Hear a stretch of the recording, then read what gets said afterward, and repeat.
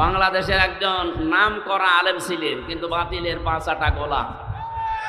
আমি ফরিদউদ্দিন মাসুদ সাফল্য কামনা করছি এবং সকল রাজাকারদের, বিশেষ করে গোলাম আজম নিজামী, কাদির মোল্লা, সাইদি, এদের সকলের ফাঁসি এটা শুধু প্রত্যাশা নয়, এটা আমাদের স্পৃহা। ফরিদউদ্দিন মাসুদ এই লোকটা আকীদা পেশ করেছে যে আমি জীবিত অবস্থায় রাসূলকে দেখেছি। নাউজুবিল্লাহ। এটা কোনো মুমিনের আকীদা না, এটা ভ্রান্ত আকীদায় আছে। ও যদি তাওবা না করে ও মুশরিক। এই কথা বলছেন না? হযরতে শেখ সাদী ঘুমের ভেতরে তিনি বললেন, হে রাসূল, আমার চিন্তার বিষয়ে জীবনে বহু কিছু লিখেছি, কোনোদিন আমার কলম থেমে যায়নি।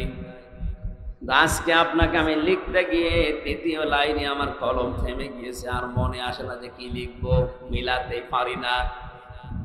নবীজি স্বপ্নের ভেতরে ডাক দিলেন, সাদী কলমটা হাতে নাও, আর আমি যা বলি এটা লিখে নাও। বলো তো কে কে লিখেছিলে তুমি? হযরতে শেখ সাদী ঘুমের ভেতরে নবীজিকে শোনালেন, বালাগাল উলা বিকামালিহি কাশাফাদ দুজা বিজামালিহি হাসনাত জামিউ ফিসালিহি। নবীজি বললেন, লেখো সাল্লু আলাইহি ওয়া আলিহি। বলে বলেন মারহাবা। এই লোকটার এই যে কবিতা, এটা দরুদ শরীফ না, এটা কবিতা, কিন্তু এটা এত বেশি প্রসিদ্ধি লাভ করেছে তামাম দুনিয়ায়। শুধু বাংলাদেশ না, পাকিস্তান, ভারতে না, বহু দেশে আল্লাহ আমাকে নিয়েছে। বড় বড় আলেম যারা ইসলামিক স্কলার, দেখি বক্তব্যের শুরুতে কয়টা লাইন আগে জনগণের সামনে বলে নেয়, যদিও এর ভেতর অনেক সুন্দর সুন্দর কথা আছে। এই লোকটার 120 বছরের জীবনের মাত্র এই একটা লাইন আল্লাহ পাক এত বেশি পছন্দ করেছিলেন নবীজির কারণে। কার কারণে বলেন বলেন? এই জন্য মানুষের জীবনের কখন কোন কাজটা কবুল হয়ে যায়, নবীজির জন্য দুনিয়ায় যে যা করেছে আল্লাহ, কাফের হলেও নষ্ট করেনি। এই যে আবু লাহাব, ওটা কাফের, ওর নামে আল্লাহ কোরআনে সূরা দিয়েছেন, আয়াত নাজিল করেছেন, কিন্তু তার এই কাজটাকে আল্লাহ নষ্ট করেননি। যে দুইটা আঙ্গুল দিয়ে ওই ইশারা দিয়ে নবীর জন্মে খুশি হয়ে নিজের কাজের মহিলাকে আজাদ করে দিয়েছিল, কিয়ামত পর্যন্ত ওকে আল্লাহ শাস্তি দেবে কবরে, এইটা ফাইনাল। কিন্তু এই দুইটা আঙ্গুল মুখের ভেতরে সোমবারের দিন যেদিন নবীজি এসেছিলেন, মুখের ভেতরে একটু যদি চোষা মারে একটু আনন্দ পায়। সুবহানাল্লাহ বলতে পারেন নাই? একটা কাফেরের কাজকে আল্লাহ নষ্ট করেননি নবীর জন্য। কার জন্যে? আর একটা আবু তালেব, এই লোকটার কাজও আল্লাহ নষ্ট করেনি। এত খুশি হয়েছিল নবীর জন্মে, কিন্তু আদর্শের কথা যখনই বলতে গেছে না, তখন উনি আর মানতে চান না। তাকে পাহারা দিয়েছিলেন, ছোটবেলা থেকে জীবন দিয়ে পাহারা দিয়েছিলেন। কাফেররা যখন তাকে চাপ দিয়েছিল, আজকেও বিশ্বের দিকে তাকান, ইসলামের সঠিক কথাগুলো যারা তুলে ধরতে যায় তাদেরকে অনেকে চাপ দেয়, হুমকি ধামকি দেয়, পারে না। তাদের পরিবারকে ব্ল্যাকমেইল করে, পারে না। তাদের যারা সমর্থন করে, সাপোর্ট দেয়, তাদের পেছনে যারা আছে তাদেরকে পর্যন্ত চাপ দেওয়া হয়। ওই সময় আবু তালিব যেহেতু নেতা, কুরাইশ নেতা, আশপাশের যারা আরো ছোটখাটো নেতা আছে তাদের সবচেয়ে বড় নেতা ছিল।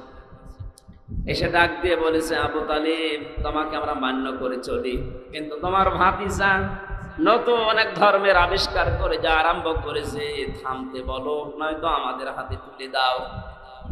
আবু তালিব বাড়িতে গেলেন, নবীজিকে ডাক দিয়ে বললেন, মুহাম্মদ, ভাতিজা আমার, কাফেররা এসেছিল তোমাকে তাদের হাতে তুলে দিতে বলে।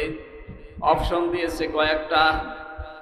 যদি দুনিয়ার সবচাইতে বেশি সুন্দরী মহিলা চাও, এই পুরো আরব জাহানে তোমাকে তারা বিয়ে দিয়ে দেবে।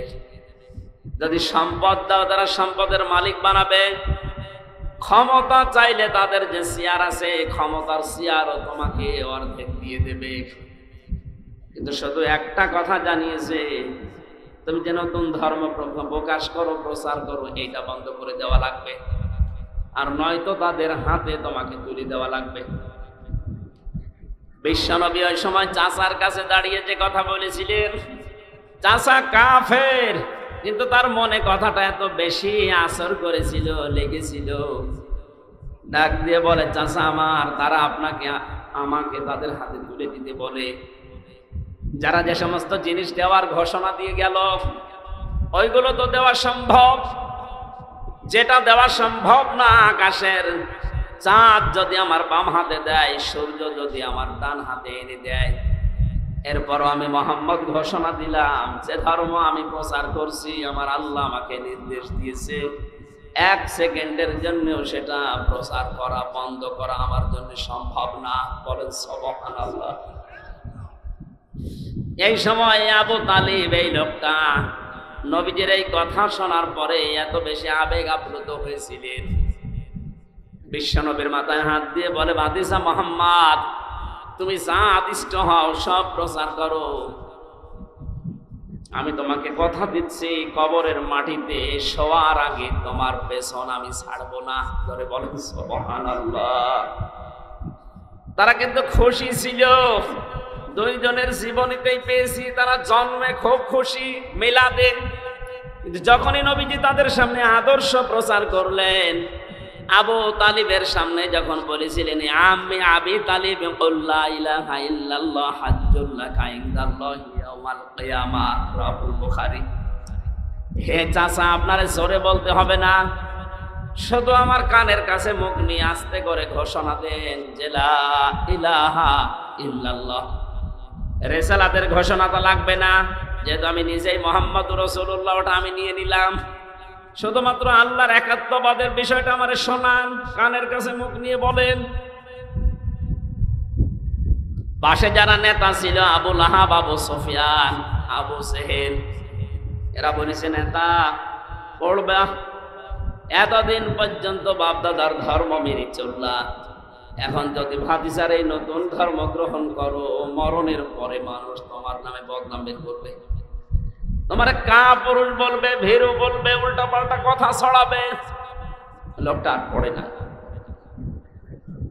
নবীজির মন খারাপ হয়ে গিয়েছিল, চিন্তা করলেন কি হয়ে গেল, সারাটা জীবন আমাকে কোলে পিঠে করে, কাকে করে, নিজের সন্তান আলীকে পাত্তা দিত না, আমি মুহাম্মদুর রাসূলুল্লাহকে বুকে নিয়ে ঘুমাতো। আমার দাদা 8 বছর বয়সে ইন্তেকালের সময় এই চাচার হাতে আমারে তুলে দিয়ে গেছে, এখনো পর্যন্ত আমি মুহাম্মদের চাচার আন্ডারে থাকি, অথচ আজকে আমার তুমি হয়ে যাচ্ছে। তিনি মন খারাপ করলেন।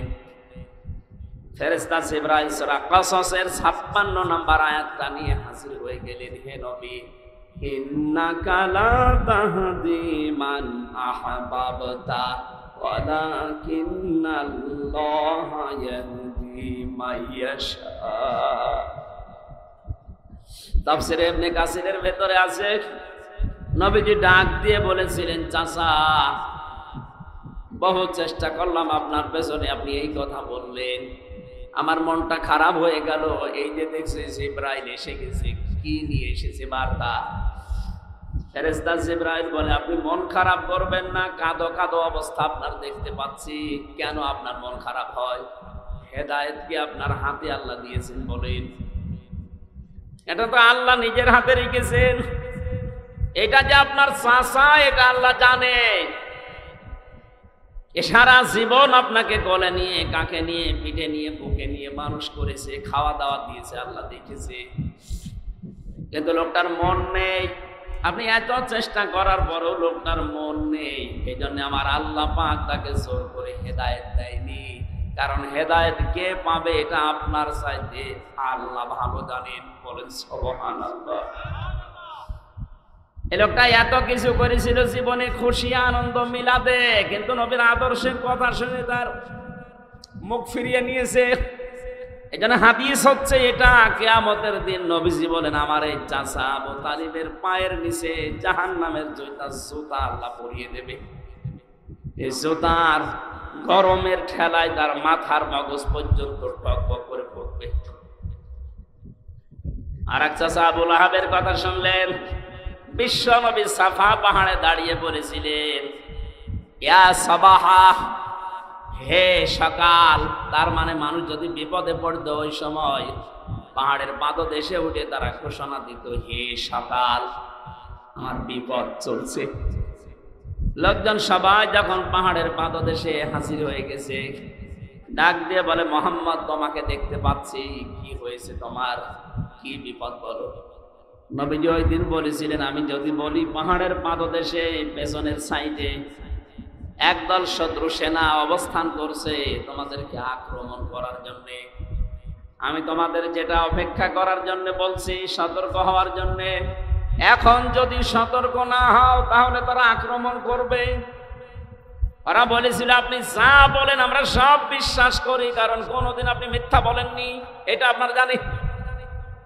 যখনই নবীজি বললেন, তোমরা যদি এই মুহূর্তে আল্লাহর একাত্মবাদের স্বীকৃতি না দাও, তাহলে তার গজবের ফেরেশতারা অবস্থান নিচ্ছে, তোমাদের উপর আক্রমণ চালাবে। সামনে কেউ কোনো কথা বলে নাই, হাজারো মানুষের। একটা লোক দাঁড়িয়ে একটা পাথর নিয়ে নবীজির দিকে নিক্ষেপ করেছিল আর জানিয়েছে, তাব্বালাকা আলিহাদা জামাআতানা ইয়া মুহাম্মদ, এ মুহাম্মদ তুই ধ্বংস হয়ে যা। বলেন নাউজুবিল্লাহ। এই কথা বলার জন্য আমাদেরকে একত্রিত করলি, তুই ধ্বংস হয়ে যা, বরবাদ হয়ে যা, তুই নষ্ট হয়ে যা। আল্লাহ পাক এত বেশি নারাজ হয়েছিলেন এই কথার দ্বারা, ও হাত তুলে পাথর নিক্ষেপ করেছিল মাত্র এক হাত দিয়ে। কয় হাত বলেন বলেন? অথচ কোরআন বলছে, তাব্বাত ইয়াদা আবি লাহাবি ওয়া তাব। এখানে তাব্বাত ইয়াদুন না, ইয়াদা নিয়েছিল। তাসনিয়ার কারণে নুনটা পড়ে গেছে, এসাফতের কারণে নুনটা পড়ে গেছে। তাব্বাত ইয়াদা শব্দের শাব্দিক অর্থ হচ্ছে দুই হাত। আল্লাহ বলেন, আবু লাহাবের দুই হাতই ধ্বংস হয়ে যা। প্রশ্ন আসতে পারে, আল্লাহ কি অবিচারক? বলেন, সে তো এক হাত দিয়ে পাথর নিক্ষেপ করেছিল নবীর দিকে। আল্লাহ যদি রাগ করে কিছু করেও, তাহলে তার এক হাত ধ্বংস হওয়ার কথা বলবেন? তাব্বাত ইয়াদুন কথা বলে না কেন? দুই হাতের কথা দিলেন। আমি যদি এখন এই যে জিনিসটা পাথর মনে করি, এখান থেকে নিক্ষেপ করি, শুধু এক হাতের দ্বারা হবে না, এই হাত নড়াচড়া করবে। কথা বলে না। আপনি দেখেন, কোন পাথর নিয়ে যদি জোরে নিক্ষেপ করেন দূরের দিকে, এই হাত দিয়ে যদিও মারেন, এই হাত নড়াচড়া করবে, সাপোর্ট দিচ্ছে, সমর্থন জানাচ্ছে। আল্লাহ পাক বলেন, যখন পাথর নিক্ষেপ করে নবীর দিকে এক হাত দিয়েই করেছিল, কিন্তু এই হাত দিয়ে একটু নড়াচড়া করেছে, এই জন্য আমি ওই হাতও রাখলাম না, নষ্ট করে দিলাম। এতটুকু আল্লাহ শেষ করেননি। শুধু আয়াত নাজিল করে আল্লাহ শেষ করবেন তা না, কিয়ামত পর্যন্ত আয়াত থেকে মানুষ যেন শিক্ষা নিতে পারে। যেহেতু তার দুই হাত আল্লাহ ধ্বংস করেছিলেন, কারণ এতটুকু যে হাত একটু নড়াচড়া করে সাপোর্ট দিয়েছে। আজ ১৫০০ বছর পর বিশ্ব নবীর আদর্শের পেছনে যারা লেগেছেন, বিভিন্ন মানুষ আমরা দেখতে পাচ্ছি। হয়তো আপনি এই ডান হাত দিয়ে শক্তি সামর্থ্য অনুযায়ী কাজ করছেন, আর বাম হাত দিয়ে পেছনের দরজা দিয়ে অনেক রাঘবওয়াল টাকা পয়সা ক্ষমতা দিয়ে আপনাদেরকে সাপোর্ট দিচ্ছে। আবু লাহাবের যদি এক হাত দিয়ে পাথর নিক্ষেপ করে দুই হাতে ধ্বংস হয়ে যায়, আজ বিশ্বে যারা মুহাম্মদুর রাসূলুল্লাহর আদর্শের পেছনে লেগেছেন আর পেছনে যারা নড়াচড়া দিচ্ছে বাম হাতের মতো, কাউকে আল্লাহ ছাড় দেবে না, ধ্বংস করে দেবে। আল্লাহ পাক বলেন, মা আগনা আনহু মালুহু ওয়া মা কাসাব। শুধুমাত্র সে না, তার দুই হাত না, অতাব্বা সে ধ্বংস হয়েছিল, এটা প্রমাণিত। কতদিন পর্যন্ত মরে প্লেগ রোগে পড়েছিল ঘরের ভেতরে, যখন দুর্গন্ধ ছড়িয়েছে, এলাকার মানুষেরা তার সন্তানদেরকে, আত্মীয় স্বজনদেরকে যখন ঘৃণা ঘৃণা ঘৃণা এ শব্দ উচ্চারণ করেছে যে আপনারা মানুষ, আপনাদের কারণে এলাকায় আমরা বাস করতে পারি না। লোকটা মরে পড়ে, তাকে কবর দেওয়া, মাটিতে দেওয়া, ওর কাছে যাওয়া সব ভয়ে আছে। এখানে নবীজির পেছনে যারা লাগে, তার দুশমন যারা, তাদেরকে আল্লাহ এত বেশি অপমান করে, অপদস্থ করে। আপনি দুনিয়ার দিকে তাকান, এই ১৫০০ বছরও আল্লাহ ঠিক ওইটাই করছে। ওদেরকে এত নিচে নামায়, এত অপমান করে, ওর কাছেও মানুষ যেতে রাজি না। এই কালা মানিকের দিকে তাকান, হয়তো নবীজিকে কিছু বলেনি, কিন্তু নবীর নায়েব যারা, নবীর ওয়ারিস যারা, নবীর উত্তরাধিকারী, নবীর আলেম যারা, তাদের পেছনে সবচাইতে বেশি ভূমিকা ছিল এই লোকটার। এক কথা বলে না কেন? এবং হাসানুল হক ইনুর, রাশেদ খান মেননের, এ শয়তানরা আর যাই করুক, আলেমদের পেছনে লাগার ১ নাম্বার উস্তাদ ছিল। আল্লাহ এদের অপমানও বেশি করেছে। আর উপরে ঠিকঠাক, ভেতরে সদরঘাট যারা ছিল, উপরে আলেমদের সাথে ভালো ব্যবহার করত, আর ভেতরে গোড়া কেটে দিত। তার ভেতরে হাউ আঙ্কেল একজন, ওই ছোট হুজুর যা পিসকে হুজুর, ওইটা আমার সাথে ছিল ছেলে। ও আমারে বলছিল, হামজা ভাই, এই হাউ আঙ্কেল উপরে উপরে আমরা দেখি অনেক ভালো মানুষ, ব্যবহারও ভালো করত। রিমান্ডে আমারে যখন নিয়েছে, হাতির ছিলে রাত 12:30টার সময় আমারে নিয়ে গেল। 2 দিকে রাস্তা ব্লক করা, 12:30 একটায়। আমার পুরা পোশাক খুলেছে, হাতে আমার সিগারেট লাগিয়েছে। আর একটা অর্ধ উলঙ্গ মেয়ে লোক কোথা থেকে যেন নিয়ে এসে আমার পাশে দাঁড় করিয়ে ছবি তুলছে। যারা যারা আছে আমার সামনে, পুলিশের কনস্টেবল এসআই যারা, ওরা বলছে এইটা সকালবেলা ইন্টারনেটে দিয়ে দেব, মানুষকে জানবে দেশের মানুষ যে হুজুর কত খারাপ। এত অসহায় মনে হচ্ছিল নিজেকে। এমনিতেই তো আমি ছোট মানুষ ওদের তুলনায়, আমার বয়স বেশি, কিন্তু আমি তো সাইজে ছোট। যে মেয়ে লোককে নিয়ে এসেছে, তার মাথা পর্যন্ত আমি, এত লম্বা মেয়ে লোক, আর আমি তো মাত্র 2 হাতের বেশি না, আমারই মাজা পর্যন্ত। এক এসআইকে ডাক দিয়ে বললাম, ভাই আপনারা যা করছেন এটা কি হারুন সাহেব জানে না? মানে উনি তো করাচ্ছে। অথচ তার আগের দিন রিমান্ডে এত ভালো আচরণ আমার সাথে করে গেল। মাওলানা সাইদি সাহেব, মাওলানা মামুনুল হক, এমনকি আমির হামজা, এ সমস্ত নাম নিয়ে বেশ ভালো ভালো কথা বলছিল আমার মুখ থেকে কিছু বের করার জন্য। অথচ আজকে নাকি আচরণগুলো সব তার নির্দেশে হচ্ছে। চোখের পানি ফেলে দিয়ে বললাম, মাবুদ, আমি আর যাই হই তোমার নবীর ওয়ারিস। কথা বলো না কেন? আজকে যা করলো তুমি তো দেখলে, কালকে নাকি ওরা ইন্টারনেটে দেবে। যা যা করেছে আল্লাহ, তুমি যদি সত্যি এগুলো দেখতেছো, আমার বিশ্বাস তুমি ওর সাথে এরকম করি। আল্লাহ করে নাই? হ্যাঁ বলেন বলেন। ও ছোট হুজুরের হয়তো কয়েক ইঞ্চি আমি জানি না, কিন্তু এর যে 3 ইঞ্চি, তামাম দুনিয়া চিনি ফেলেছি। অনেক মহিলারা এখন জিকির করছে 3 ইঞ্চি 3 ইঞ্চি। মানুষ জিকির করে আল্লাহ, আর ওরা জিকির করছে 3 ইঞ্চি।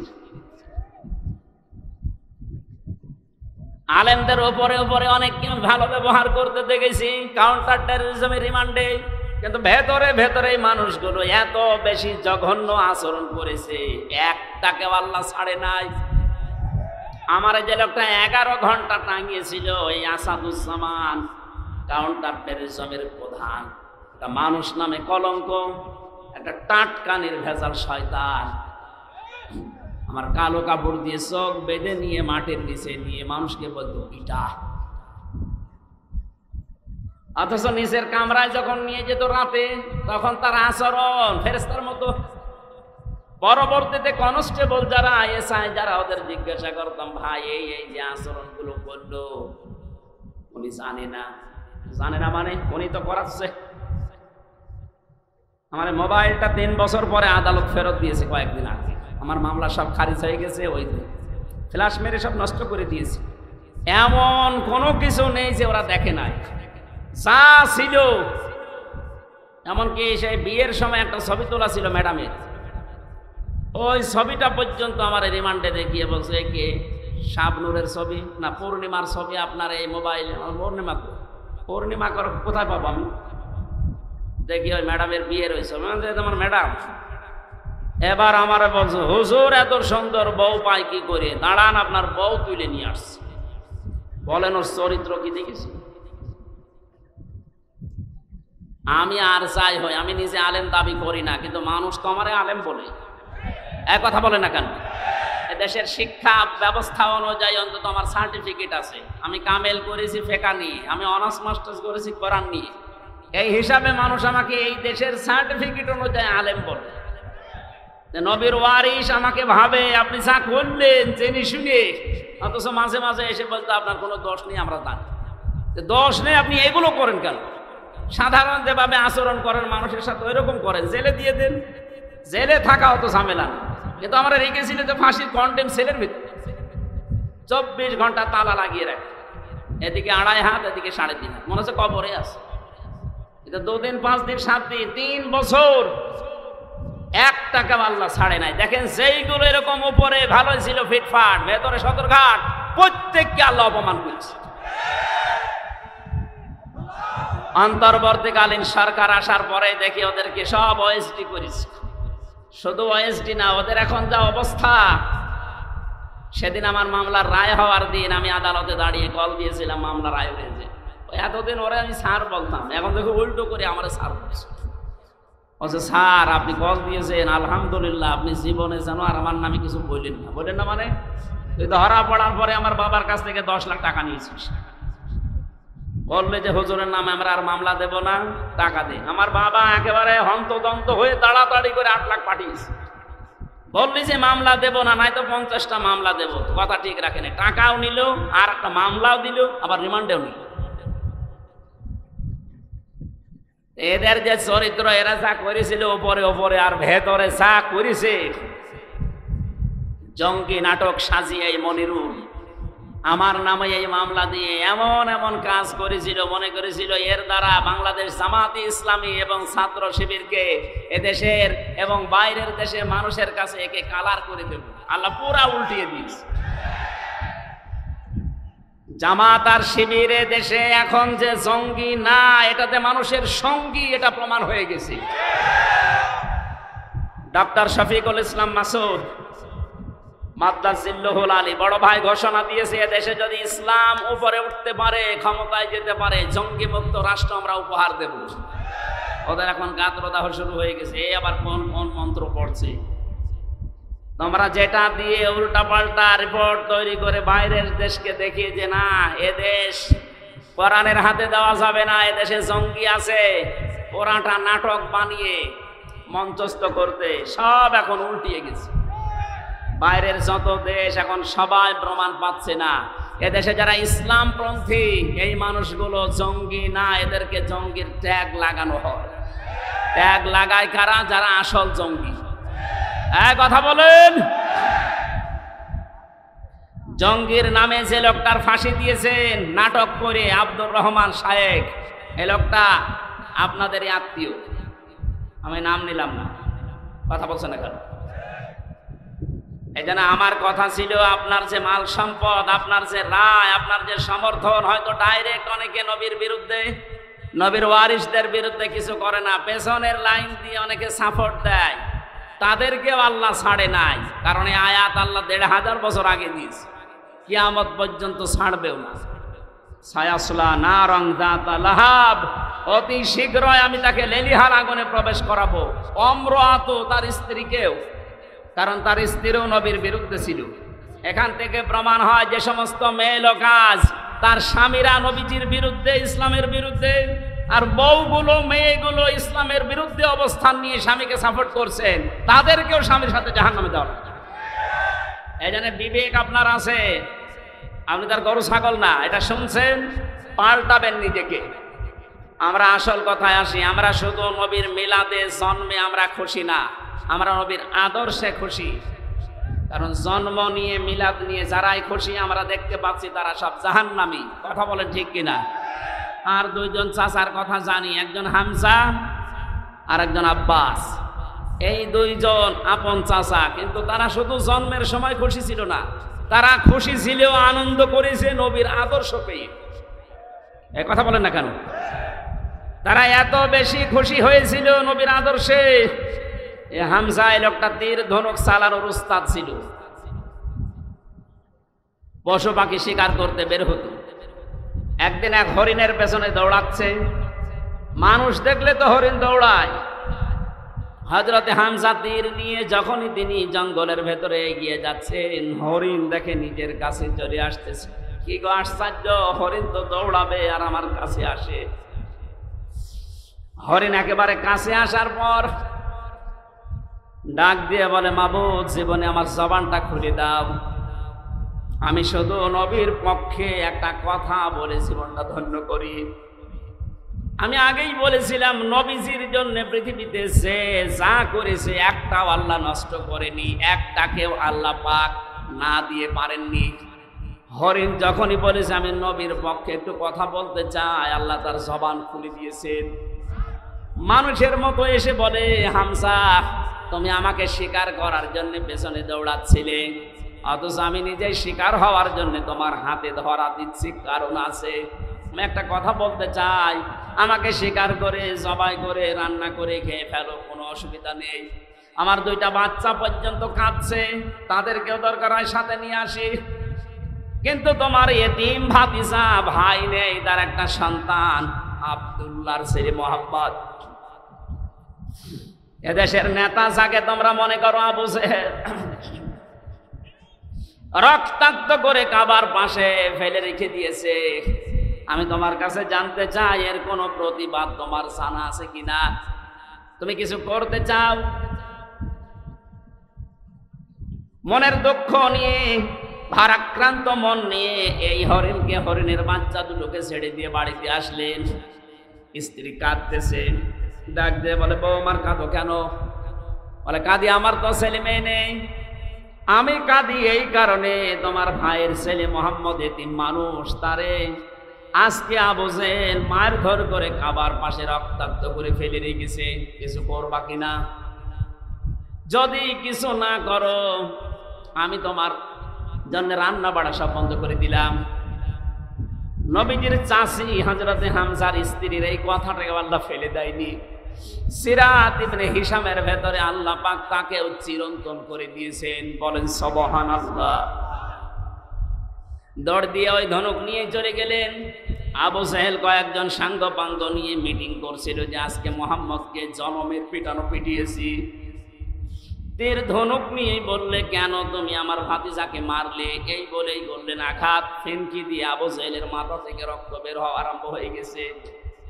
ডাক দিয়ে বললেন, দেখো, আমার ভাই বেঁচে নেই, কিন্তু আমি হামজা এখনো পর্যন্ত জীবিত আছি। আমি তার ধর্ম মানি না, তার যে নিজের নতুন ধর্মের দিন, এটা আমি মানি না, বিশ্বাসও করি না। কিন্তু আমি বেঁচে থাকা অবস্থায় আমার ভাতিজার দিকে যেন কোনোদিন তোরে না তাকাতে দেখি। ঠেট যখন দিচ্ছিল আশপাশের সাঙ্গ পাঙ্গ, তারা ডাক দিয়ে বলে, নেতা, শুধু অর্ডার দেন, হামজাকে আমরা শুইয়ে দেই। আবু জেহেল বলেছে, দেখো, ও যখন কথা বলছিল আমার মনে হচ্ছে ওর দুই পাশে দুইটা বাঘ দাঁড়িয়ে আছে। সিরাত ইবনে হিশামে লেখা আছে, এই দুইটা বাঘের আকৃতি তাকে আল্লাহ দেখিয়েছিলেন শুধু নবীর পক্ষে হযরত হামজা থাকার কারণে। বাড়িতে গেলেন, যাবার পথে হযরতে মুহাম্মদ রাসূলুল্লাহ কাঁধ হয়ে পড়ে আছে পাহাড়ের পাদদেশে। মাথাটা তার উরুর উপরে নিলেন, ডাক দিয়ে বললেন, ভাতিজা, তোমাকে যে আঘাত করেছিল এই মুহূর্তে তাকে আমি আঘাত করে রক্তাক্ত করে ফেলে রেখেছি, তুমি খুশি হয়েছো? নবীজি এবার চোখ তুলে তাকালেন, বললেন, চাচা, আপনি এসেছেন, আমার শত্রুকে আপনি ওই পরিমাণে মার দিয়েছেন, আপনি আমাকে বলেন খুশি আছো কিনা? না, আমি খুশি হইনি। হযরত হামজা ওই সময় বলেছিল, ভাতিজা, কি করলে তুমি খুশি হবে তাই বলো, আমি আজ তাই করব। নবীজি বললেন, চাচা, সত্যি আপনি আমাকে খুশি দেখতে চান, আনন্দিত চান? বলে, হ্যাঁ চাই, বলো। আপনি আবু জেহেল সহ তামাম পৃথিবীর সবাইকে যদি মারধর করেন আমাকে খুশি পাবেন না। আমি খুশি হব তখন যখন আপনি আমার এই আদর্শটা মেনে পড়বেন, লা ইলাহা ইল্লাল্লাহু মুহাম্মাদুর রাসূলুল্লাহ।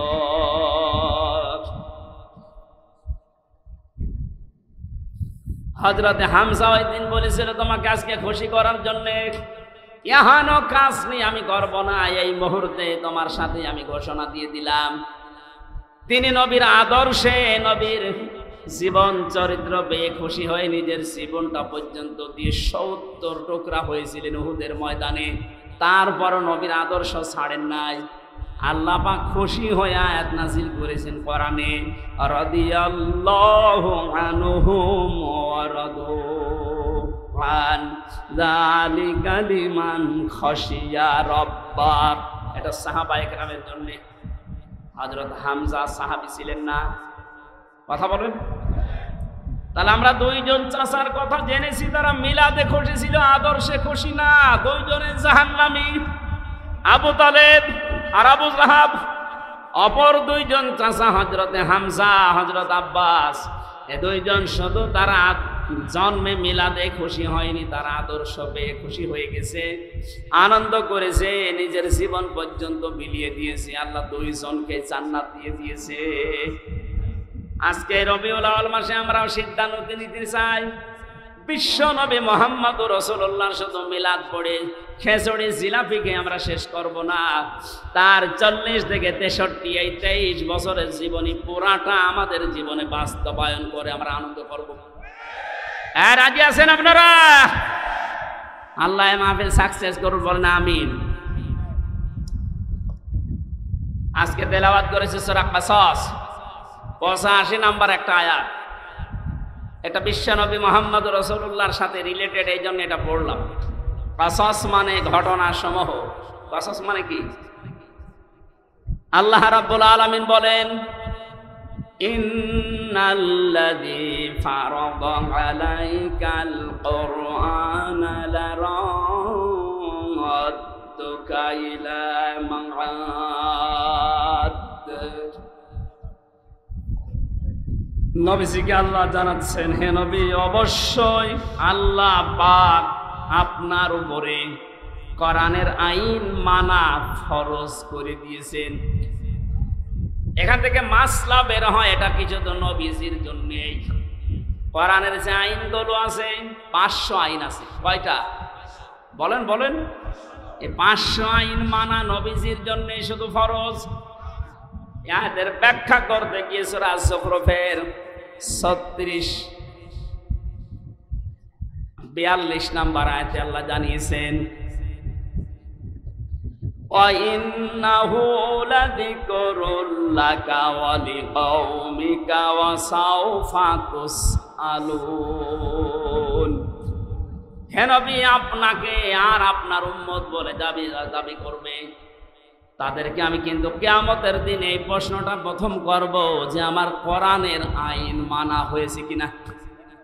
তাহলে কোরআনের আইন মানা এটা ফরজ, নামাজের মতো, সিয়ামের মতো। কথা বলেন না কেন? যেটা ফরজ কাজ, ফারাজুন শব্দ আল্লাহ নিজে দিলেন কোরআনে। ইন্নাল্লাযী ফারাদা, আল্লাহ কিন্তু কাতাবা দেননি যে লিখে দিলাম, না, ফারাজ আমি ফরজ করে দিলাম।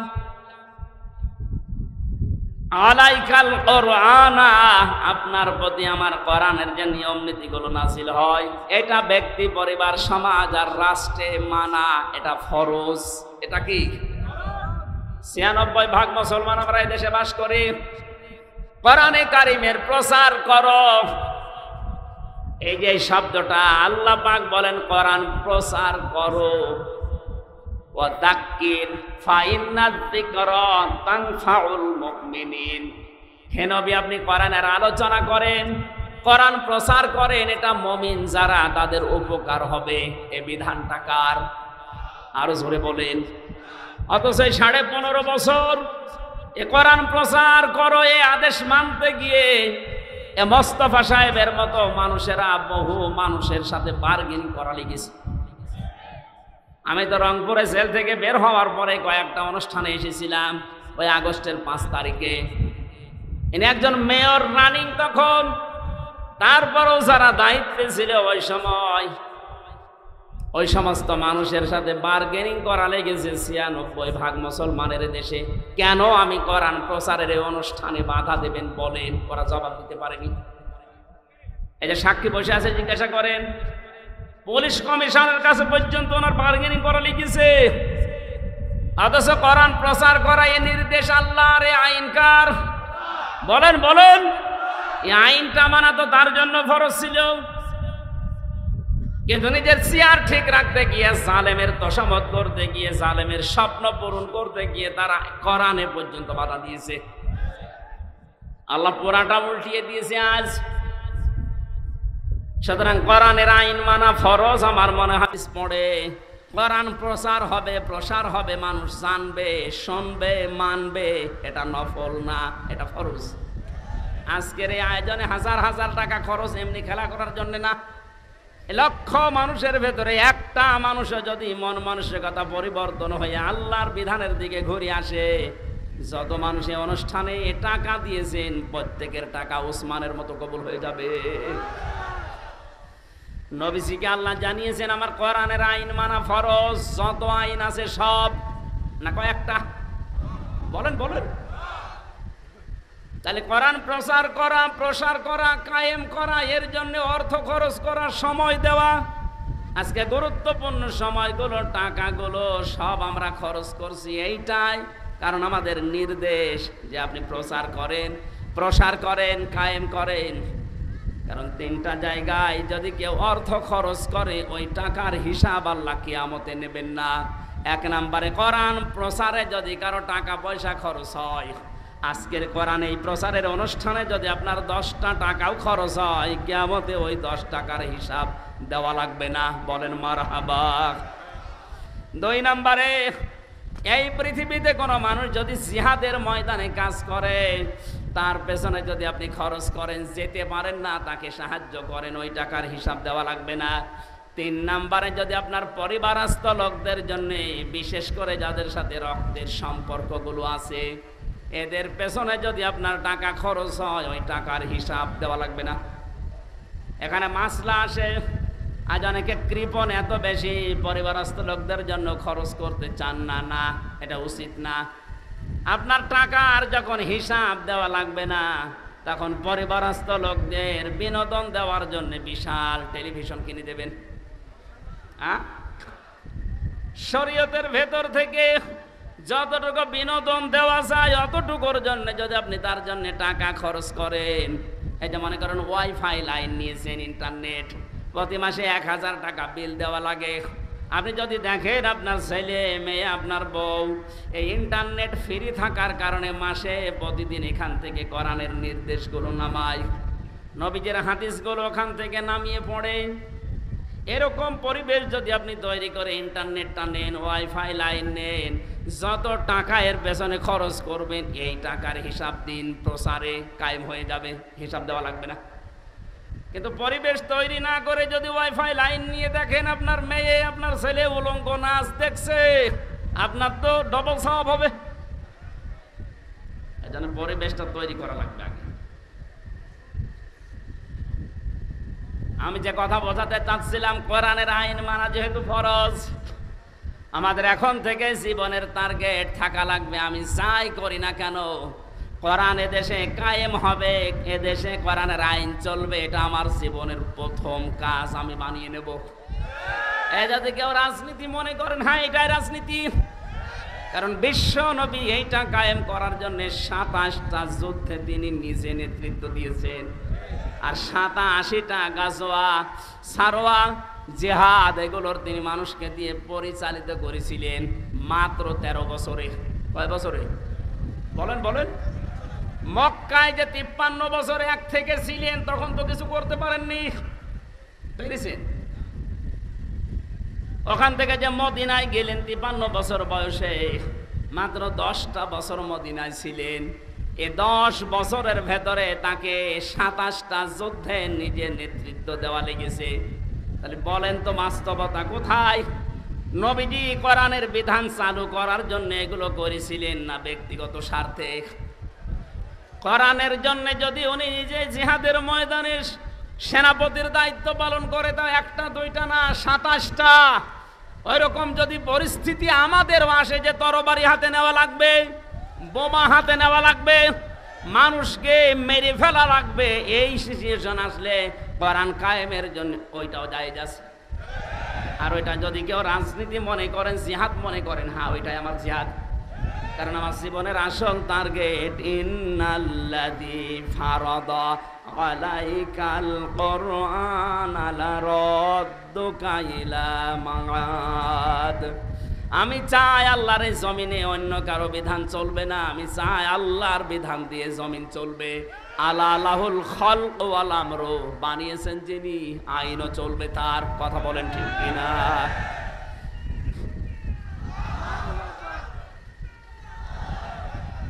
এবার আসেন দ্বিতীয় শব্দে, লা রদ্দুকা। এই আলেম যারা আছেন, জ্ঞানী মানুষ যারা, গ্রামার বসে আর্মি, লাম দিয়েছেন আল্লাহ, লামে তাকিদ। আল্লাহ বলেন লা রদ্দুকা ইলা মাআদ। হে নবী, এটা কায়েম করতে গিয়ে আজকে আপনি অসহায় হয়ে পড়েছেন, কেউ আপনার পাশে নেই, শুধু একজন মানুষ আপনাকে সাপোর্ট করছে বন্ধুদের ভেতরে, হযরত আবু বকর। লা রদ্দুকা ইলা মাআদ, আপনাকে আজ ওরা যেখান থেকে তাড়িয়ে দিচ্ছে, এই জায়গায় আমি আল্লাহ আপনাকে আবার ফেরত নিয়ে আসবো বীরের বেশে। ১৫০০ বছর আগের এই কথা, আমার মনে হয় ২০১৪ সালের ৫ আগস্টে আল্লাহ বাস্তবে দেখিয়েছেন। এই ১৫.৫ বছর যাদের নাম উচ্চারণ পর্যন্ত এ দেশে নিষেধ ছিল, ৫ দিন আগেও যাদেরকে নিষিদ্ধ ঘোষণা করেছিল, কথা বলে না কেন? মনে হচ্ছিল ওই সময় পুরা জমিন আমাদের জন্য সংকীর্ণ, কোন জায়গায় আমাদের জায়গা নেই। শেষের ৫ দিন কি অবস্থায় ছিলেন আপনি বলেন? আল্লাহ বলেন লা রদ্দুকা ইলা মাআদ। আপনি যাচ্ছেন আজকে একা একা, নবীজি ওখান থেকে বের হলেন, বাড়ি থেকে বের হয়ে তিনি আবু বকরের বাড়িতে গিয়ে ডাকলেন, আবু বকর। সঙ্গে সঙ্গে হযরত আবু বকর একটা টোপলা মাথায় নিয়ে দাঁড়িয়ে। নবীজি বলেছিলেন, তুমি কি ঘুমিয়েছিলে না? একটা ডাক দিলাম তাও আস্তে করে চলে আসলে মানে? হযরতে আবু বকর বলেছিলেন, হে রাসূল, ৬ মাস আগে আপনি শুধু ইঙ্গিত দিয়েছিলেন যে হিজরত করা লাগতে পারে, তোমাকে সাথে নিতে পারি। আমাকে নেবেন, আপনি বলেননি নিতে পারি। এ পর্যন্ত শোনার পরে আজ ৬ মাস আমি প্রস্তুতি নিয়ে আছি, টোপলা টোপলে যা আছি বেঁধে আমি দরজার সাথে এইটা লাগিয়ে হেলান দিয়ে ঘুমিয়ে পড়ি, না জানি কখন এসে আপনি আমার আবু বকর বলে ডাক দেন। নবীর কথা শোনার জন্য তারা ৬ মাস দরজার সাথে পেট লাগিয়ে ঘুমায়। আর বিশ্ব নবীর আদর্শ আজ ভুলণ্ঠিত হয় দেশে। বিশ্ব নবীর আদর্শকে বিদায় করার জন্য ১৫.৫ বছর বহু চেষ্টা চালিয়েছে। কথা বলেন না কেন? নবীর শিক্ষাকে মাইনাস করেছে। কি সুন্দর একটা হেরা গুহা, এই যে গারে সোর, আবু বকরের এই যে কাহিনীটা আমাদের 3-4 পড়াতো, কি নাস্তিকরা আসলো এই 15.5 বছরে ওইটা মাইনাস করে দিয়েছে। তারা নবীর একটা কথা মানার জন্য 6 মাস ঘুমায় না, হেলান দিয়ে ঘুমায়। আরে 15.5 বছরের ভেতরে ওরা আল্লাহর নবীর জীবনী পর্যন্ত শিক্ষা ব্যবস্থা থেকে বাদ দিয়ে দিল, প্রতিবাদ করার মতো কায়দা ছিল না। কথা বলে না কেন? যা করেছেন পুরাপুরি উল্টিয়ে আমরা আগের অবস্থায় ফিরে দিতে চাই। এই অবস্থায় থাকলে আগামী 10 বছরে দেশে নাস্তিক দিয়ে ভরে যাবে। ওরা যে সিস্টেম চালু করে গেছে, এই জন্য আমার মনে হয় বাংলাদেশে ইসলামপন্থী মানুষ এখন যারা আছে সবচাইতে বেশি ঘৃণা করে এই নওফেলকে। এটা একটা টাটকা নির্ভেজাল শয়তান ছিল। নবীর আদর্শকে বাদ দিয়ে কি শ্রীকৃষ্ণ শ্রীরাম এদের জীবনে ঢুকিয়েছে। আপনি ঢোকান, শ্রীকৃষ্ণ শ্রীরাম নিষেধ করছে না। হিন্দু যারা আছে দেশে 4 ভাগ, তাদের শিক্ষা যেটা আছে তাদের ভেতরে দেন। আমরা 96 ভাগ মুসলমান, আমরা আদর্শ পড়তে চাই মুহাম্মদুর রাসূলুল্লাহ। কারো বাবার আদর্শ আমরা পড়তে চাই না। মানুষের জীবনী পড়ে আমাদের জীবন পরিবর্তন হবে না, হবে একজনের জীবনীতে, তার নাম মুহাম্মদুর রাসূলুল্লাহ। এর আগে যে মহিলা ছিল প্রজাপতি মহিলা, নাম দিয়েছিল প্রজাপতি মন্ত্রী। পররাষ্ট্রমন্ত্রীর দায়িত্বে যখন ছিল শুধু ঘুরে বেড়াতো, কোনো কাজ নেই। এখন আজকে শুনলাম আরো 5 দিন রিমান্ডে। ডিম দেওয়া দরকার এই সমস্ত মানুষকে। এগুলো মানুষ নামে কলঙ্ক। আমাদের একেবারে মাথা ভেঙে দিয়েছে, জাতির শিক্ষা ব্যবস্থা পুরা ধ্বংস করে ফেলেছে। আহ্বান জানাবো ধর্ম মন্ত্রণালয়ের যিনি দায়িত্বে আছেন উপদেষ্টা হিসাবে ডক্টর আফাম খালিদ স্যার, খুব তাড়াতাড়ি আমাদের আগের অবস্থাগুলো, আমাদের নবীর জীবনীকে আবার সন্নিবেশিত করা হোক। আমাদের জীবন অবশ্যই এই রবিউল আউয়াল মাসের দাবি, এটা আমাদের জীবন পাল্টাবে। কারণ নবীজির জীবনী দেখে দেখে যদি সাহাবায়ে কেরাম নিজের ধর্ম ছেড়ে দিতে পারে, নবীর আদর্শ পড়লে আমাদের জীবন পাতা পাল্টাবে না? বলেন, আমরা আশা করছি পাল্টাবে। বিশ্বনবী তাকে নিয়ে চলে গেলেন গারে সৌর, যেটা বলা হয়। আমি নিজে উঠেছি, 3.5 ঘন্টা লেগেছে আমার মতো যুবক মানুষের। তাও তো ওই সময় আমার বয়স ছিল 30। 3.5 ঘন্টা ওই জায়গায় উঠে দেখলাম আল্লাহর নবী যেখানে বসেছিলেন, ঘুমিয়েছিলেন একটু আবু বকরের উপরে মাথা দিয়ে। ওরা যেখানে আক্রমণ করার জন্য ওই জায়গা পর্যন্ত গিয়েছিল, প্রত্যেকটা জায়গায় নবীজিকে আল্লাহ নিজে দায়িত্ব নিয়ে বাঁচিয়েছেন। সাপে কামড় দিয়েছিল আবু বকরকে, নবীজির থুথু মোবারকের কারণে আল্লাহ ব্যথা নিরাময় করে দিয়েছেন। মাকড়সা এবং কবুতর এসে জাল বনিয়ে ডিম পাড়া অবস্থায় নবীজির জীবনকে রক্ষা করেছে। মাকড়সার জালের নিচ দিয়ে যখন এই শত্রুদেরকে দেখা যাচ্ছিল, বিশ্বনবী ওই দিন নিজের সাথী আবু বকরকে বলেছিলেন, লা তাহজান ইন্নাল্লাহা মা'ানা। হে আমার সাথী, পাহাড়ের সাথী, ভয় পাবেন না, আমরা দুইজন না, ওরা যদিও অনেক মানুষের পা আমরা দেখতে পাচ্ছি, আমরা দুইজন না, আমাদের সাথে মহান আল্লাহ আছেন। বিপদের এই কঠিন মুহূর্তে নবীজির এই কথাকে শোনার পরে আল্লাহ এত বেশি খুশি হয়েছিলেন, তাদেরকে ধোঁকা দিয়ে বোকা বানিয়ে ওখান থেকে আল্লাহ সব ফেরত পাঠিয়েছেন। কষ্ট করে করে নবীজি ওখান থেকে মদিনায় যাচ্ছিলেন, কিন্তু 5 ছেঁচাড় দিতে দিতে যায়, দেখে হযরত আবু বকর। তিনি ডাক দিয়ে বললেন, আবু বকর, পায়ে কি ব্যথা? সাপে কামড় দিয়েছিল, এই জন্য কি পায়ে ব্যথা পেয়েছো? পায়ে আমার ছাঁচড় দাও কেন? হযরতে আবু বকর বলে, ইয়া রাসূলুল্লাহ, সাপে কাটানোর যন্ত্রণা তো ওই সময় শেষ হয়ে গেছে, কিন্তু আপনি যখন সামনে দিয়ে হেঁটে যাচ্ছিলেন, পেছনে আমি যখন হেঁটে হেঁটে যাই, দেখলাম আপনার পায়ের ছাপ মাটিতে, এই বালি মাটিতে পড়তে পড়তে যাচ্ছে পাহাড়ি এলাকায়। আমি আবুল হাবকে চিনি, অত আবুল হাকাম মানুষের পায়ের চিহ্ন পর্যন্ত দেখে বলে দিতে পারে এটা কার ছেলে, কখন হেঁটে গেছে। ও যদি কিছুক্ষণ পরে সকালবেলা এই রাস্তা দিয়ে যেতে যেতে দেখে যে আমরা হেঁটে গেছি, আমাদের ধরে ফেলবে। এই জন্য পা ছাঁচড় দেয় যেন আপনার পায়ের দাগগুলো মুছতে মুছতে যায়। গেলেন মদিনাতে, 10টা বছর অবস্থান করলেন। আজকে তিনি আর সাধারণ মানুষ নেই, যাওয়ার সময় নিয়ে গিয়েছেন কয়জন? আরো জোরে বলেন বলেন। এবার আসার সময় আসতেছেন 10,000 সাহাবী নিয়ে, প্রত্যেকের হাতে তরবারি।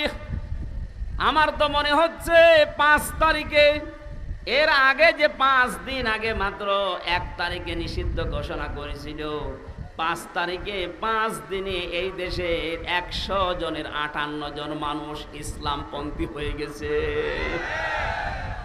কয়েকদিন আগের জরিপ বলছি, এদেশে 100 জনের 58 জন মানুষ এখন চাচ্ছে যে দেশটা ইসলাম দিয়ে চলুক। আপনি যেতে দেন এভাবে কয়েকদিন, দেখবেন এদেশে 100 জনের 100 জন মানুষই বলবে যে আমরা ইসলাম দিয়ে দেশ চালাতে চাই। তারা ইসলাম দিয়ে চললে টাকা পাচার হবে না, বেগম পাড়া হবে না। এই কথা বলে না কেন?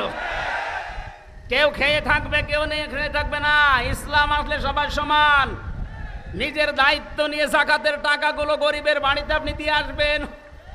যাকাত নেওয়ার জন্য মানুষ দলে দলে পালে পালে আপনার বাড়িতে এসে পিষে মরবে না। নিজের দায়িত্ব থেকে আপনি নিজে দিয়ে আসবেন। অনেকে মনে মনে করে যে ইসলাম যদি এসে যায় তখন আমি যে লাল পানি খাই, আমি যে একটু ডাল খাই, আমি যে একটু বাবা খাই, আমি যে আকিস বিড়ি খাই, আসিস বিড়ি খাই, কি হবে এগুলোর? কি হবে শোনেন, ইসলাম যদি সত্যি এদেশে কায়েম হয়ে যায়, এই যে মেয়র সাহেব যদি এখন বিড়ি খায় কি আমি জানি না, খায় মনে করে, আকিস বিড়ি বা আজিজ বিড়ি যাই খায়, মসজিদের ভেতরে যদি প্রবেশ করে, ওরা মসজিদটা আল্লাহর রহমত দিয়ে ছায়া দেওয়া। এই জন্য মসজিদে উনি প্রবেশ করলেই বলে আল্লাহুম্মা আফতাহলি আবওয়াবা রহমাতিক, হে আল্লাহ তোমার রহমতের দরজা সব আমার জন্য খুলে দাও। একথা বলে না? একথা বলে না কেন? তার মানে মসজিদ হচ্ছে রহমতের জায়গা। পৃথিবীতে কেউ যদি আল্লাহর রহমত পেতে চায়, দয়া চায়, তাহলে তার মসজিদে যাওয়াই লাগবে, মাস্ট বি। রহমতের জায়গা মসজিদ ছাড়া দুনিয়ায় নেই। কিন্তু কোন মানুষ যদি পৃথিবীতে গজব চায়, জেনা ব্যভিচার যেখানে হয়, যেখানে মানবতা লুণ্ঠন হয়, মানুষের অধিকার নষ্ট করা হয়, ওই জায়গায় যেন সে যায়। আমার মনে হয় যারা মানবতাকে ধ্বংস করার জন্যে, ইসলামকে বিদায় করার জন্য যারা সলা পরামর্শ করেছিল, যে সমস্ত বাড়িতে বসে বসে, যে সমস্ত ঘরে বসে বসে আপনি তাকান তাদের দিকে, ওই মানুষগুলোর জায়গা, বাড়ি, ঘর এখন সব অভিশপ্ত হয়ে গেছে। এই কথা বোঝার চেষ্টা করেন। আমি তো আমার কুষ্টিয়ার কথা বলছি। আলেমদের বিরুদ্ধে সবচাইতে বেশি জঘন্যতম শত্রু হিসাবে কাজ করেছিল যারা, আমি নাম নিয়েই বলছি, এই হানিফ আর ইনু। 5 তারিখের বিকাল আসতে দেরি, ওদের বাড়ির ইট পর্যন্ত মানুষ খুলে নিয়ে চলে গেছে। কারণ কি? ওটা গজবের জায়গা। ওখানে বসে বসে আলেমদের বিরুদ্ধে, ইসলামের বিরুদ্ধে ওরা সলা পরামর্শ করত। আল্লাহর নবী মুহাম্মদুর রাসূলুল্লাহ সাল্লাল্লাহু আলাইহি ওয়াসাল্লাম, আজকে তিনি আর একা আসতেছেন না, সাথে আছে 10,000 এবং প্রত্যেকের হাতে খোলা তরবারি। কাবা শরীফ পাওয়ার কিছু দূর আগে নবীজি তাঁবু টাঙালেন রাতের বেলা। কালকে আমরা মক্কা বিজয় করব, দখল করব মক্কা। ওরা বহু অত্যাচার এই 13 বছর আমাদের উপরে করেছিল। যাদেরকে ওরা হাত কেটে দিয়েছে, পা কেটে দিয়েছে, সেই আম্মার, ইয়াসির, বেলাল, খাবায়েব, খব্বাব সব আজকে সাথে এসেছে। বিশ্বনবী সবাইকে ডাক দিয়ে বললেন যুদ্ধের কিছু কৌশল আছে। ওরা আবু জেহেল তো বদরের ময়দানে শেষ হয়ে গেছে, নেতৃত্বে আছে আবু সুফিয়ান, লোকটা ছাড়বে না, খুব বিচক্ষণ মানুষ। এখানে আমাকেও বিচক্ষণের পরিচয় দেওয়া লাগবে। সাহাবায়ে কেরাম, তোমরা 3টা কাজ বেশি বেশি করবা, আর 3টা কাজ একেবারেই করবা না। যে 3টা কাজ একেবারেই করবা না, কোনো মহিলা, কোনো নারী, এদের গায়ে হাত দিবা না। 2 নম্বরে কোনো শিশুর গায়ে হাত দিবা না।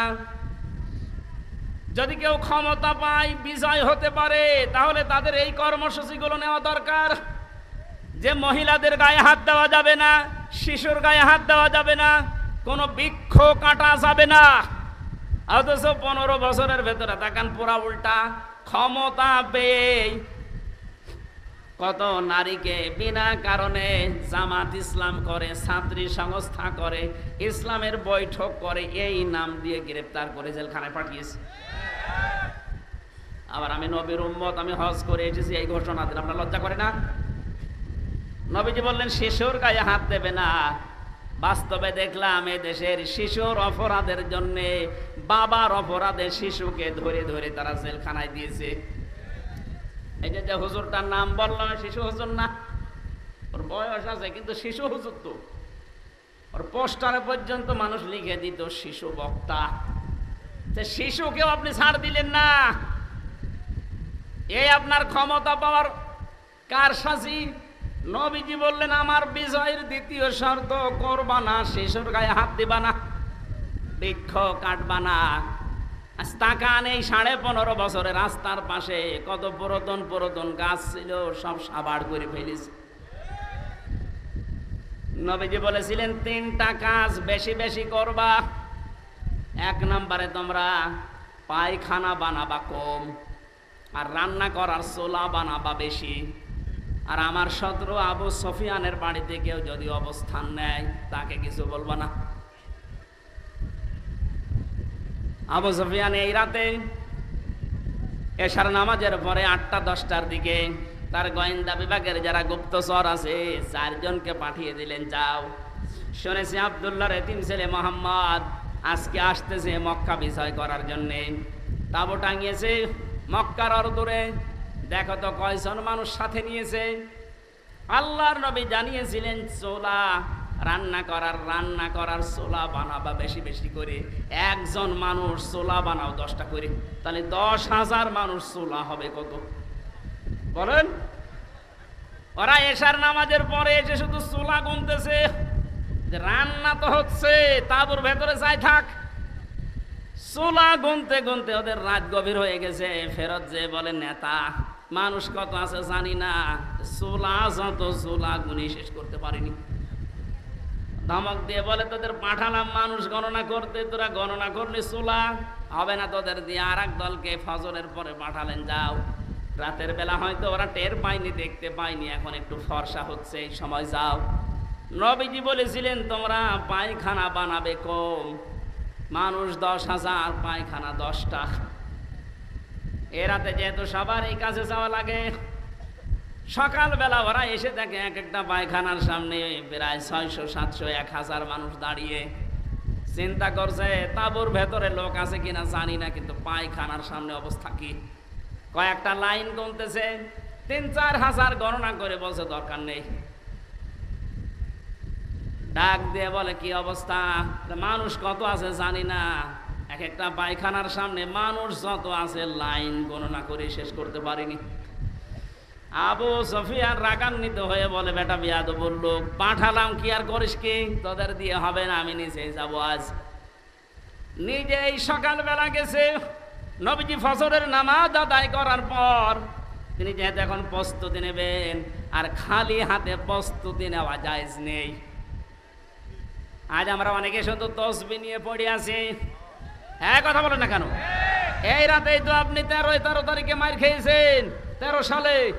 যদি ওই সময় শুধু তসবিহ না নিয়ে তসবির সাথে আরো কিছু নিতেন, মারতে আসলে আরো ওদের 10টা মারলে 5টা পড়তো। নিজে পাহাড়ের পাদদেশে দাঁড়িয়ে দৃশ্য দেখেন, নবীজি 10,000 সাহাবীকে তরবারি দিয়ে দাঁড় করিয়ে রেখেছে। সূর্যের আলো লাগতেছে, চিক চিক করে আলো জ্বলে। মনের অজান্তে কথা তার মুখ দিয়ে বের হয়ে গেছে, আহ কি সুন্দর দৃশ্য লাগছে। গিয়েছে একজন সাথে নিয়ে, আজকে এসেছে হাজার হাজার মানুষ নিয়ে। পেছনে তাকিয়ে দেখেন নবীর আপন চাচা হযরত আব্বাস। ডাক দিয়ে বলে, আব্বাস তাকাও তোমার ভাতিজার দিকে। আজকের এই দৃশ্য দেখে মনে হচ্ছে তোমার ভাতিজা বিশাল বাদশা হয়ে গেছে। হযরতে আব্বাস বলছে, আবু সুফিয়ান তোমার চোখ তোমাকে ধোঁকা দিচ্ছে। ভালো করে চোখ মোচন করে আবার খুলে দেখো, এর নাম বাদশাহী না, এর নাম নবুয়ত। এর নাম যদি বাদশাহী হতো তাহলে আজকে তোমার আবু সুফিয়ানের কল্লাটা মাথার উপরে থাকতো না, এ ঘাট থেকে আলাদা হয়ে যেত। তরবারি দেখতে পাচ্ছ ঠিক, কিন্তু এর নাম বাদশাহী না, এর নাম নবুয়ত। আমার মনে হয় 1500 বছর পর 5 তারিখের মে মাসে, আগস্ট মাসের পরে যা দৃশ্য আমরা অন্যান্য দলের পক্ষ থেকে পেয়েছিলাম, যে যেখানে পারে অনেকে লুটপাট আরম্ভ করেছিল, চাঁদাবাজি আরম্ভ করেছিল। একটা মানুষকে দেখলাম, তিনি সবচেয়ে বেশি নির্যাতিত হয়েছিলেন এই 15.5 বছরে। তারও তো ক্ষমতা ছিল, তারও লক্ষ লক্ষ মানুষ ছিল এদেশে। তিনি ঘোষণা দিলেন, না আজকের এই দিনে আমি কাউকে কিছু বলবো না, সবাইকে সাধারণ ক্ষমা ঘোষণা করে দিলাম। আমি শুধু বলার জন্য বলছি তা না, বাস্তবের সাথে মিলে যাচ্ছে তাই বলছি। ওনার আদর্শটা রসুলের কাছ থেকে নেওয়া, কথা বলেন ঠিক কিনা? সব কসুর পাতার মতো কাঁপছিল। নবীজি বললেন, লা তাসরিবা আলাইকুমুল ইয়াউম, কোনো ভয় নেই, চিন্তা নেই। আমার ভাই ইউসুফ যেভাবে মাফ করে দিয়েছিল, আজকে তোমাদের প্রতি আমার কোনো ক্ষোভ নেই, অনুরাগ নেই, সব আমি আল্লাহর জন্য তোমাদেরকে মাফ করে দিলাম। আজকে এই দৃশ্যটা আরম্ভ হয়েছে আগস্টের 5 তারিখ থেকে। এই জন্য 1 মাস আর 16 দিনে এদেশের 35 জন মানুষ চাইতো ইসলাম কায়েম হোক। গত 10 দিনের রিপোর্ট, এদেশে এখন 100 জনের 58 জন মানুষ চাচ্ছে ইসলাম এদেশে চলে আসুক। শুধুমাত্র এই উদারতার কারণে। আল্লাহ জানিয়েছিলেন নবী আপনাকে আমি দিচ্ছি ঠিক, আবু বকরকে সাথে নিয়ে যান, ফেরত আসবেন, আমি গ্যারান্টি দিলাম, একা একা না, আপনি বিজয়ী বেশে ফেরত আসবেন। আল্লাহ পাক নবীর রেসালাতের রবিউল আউয়াল মাসে তার চরিত্র থেকে যে কথাগুলো আমরা শুনেছি বাস্তবে যেহেতু মিলে যাচ্ছে অনেকের জীবনের সাথে, বাকিটা তিনি কোরআন দিয়ে পুরা আরব জাহান চালিয়েছেন, ওইটাও আমরা পুরা বাংলাদেশকে দেখতে চাই। বলেন আমিন। প্রচন্ড গরম এবং 4:30 পার হয়ে গেছে, এখন আজান হচ্ছে চারিদিকে, এখনই নামাজ হবে। গরমে আমি আর কথা বলতে পারছি না। রাতের বেলা আজকে একটা মাহফিল আছে, কোথায় যাবেন? হ্যাঁ, টাকা পয়সা আসলে এদের সব নষ্ট হয়ে গেছে ঝড়ে বৃষ্টিতে। যারা দিয়ে দেননি এখনো পর্যন্ত, আমি আশা করছি আপনারা দিয়ে যাবেন, বাড়িতে নিয়ে যাবেন না ভাই। যারা দিতে এসেছিলেন তারা এদের হাতে, এদের বিভিন্ন জায়গায় হয়তো মগ দেওয়া আছে, ওখানে একটু দিয়েছি। আল্লাহুম্মা আমিন। লা ইলাহা ইল্লা আনতা সুবহানাকা ইন্নী কুনতু মিনাজ জালিমিন। আল্লাহ তাআলা প্রচন্ড এই গরমের ভেতরে বহু কষ্ট করে তোমার নবীর জীবনী থেকে কিছু শুনেছি। আল্লাহ এইরকম জীবনী আমাদের দুনিয়াতেও তুমি পয়দা করে দাও। যে দৃশ্য এখন চলছে বাংলাদেশে, এককাল্লা মক্কা বিজয়ের মতো বাংলাদেশকেও তুমি আমাদের হাতে তুলে দাও। কোরআন দিয়ে দেশ চলবে এই ব্যবস্থা তুমি